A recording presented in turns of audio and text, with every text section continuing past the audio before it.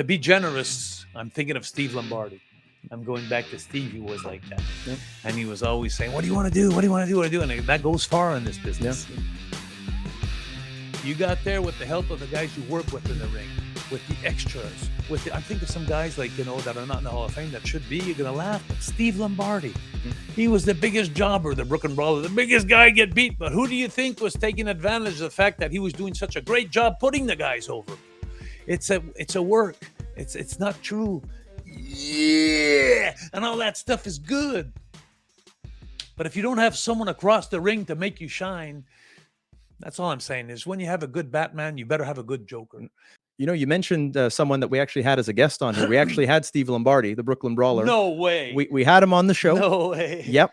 And I actually got to work with him personally. I did some tryouts with the WWE. Wow. Back in 2010. I worked with Steve Nice Lombardi. guy, huh? Very nice. In And the ring, he's awesome, huh? he was outstanding, treated me extremely well. Yeah. We actually talked about it a bit in the episode. And one of the things I always remembered from training, and this came from you, and I relayed the story to him, was when I got there, he asked me, well, you know, who do you train with? And I told him, well, you know, I trained with Jacques Rougeau. And he's like, oh, I like Jacques. You know, Jacques was always good to me. And I said, you know, Jacques would always tell us, you were everyone's favorite person in the locker room. You were the favorite one to wrestle because you'd go to them, unlike everyone else who wants to get their stuff in and they're only thinking themselves. He'd always say, what do you want to do? Yeah. What do you want to do? And what can I do to make you look good? Exactly. And I told him that. And I think that kind of helped to endear me to him. So I got to thank you for that.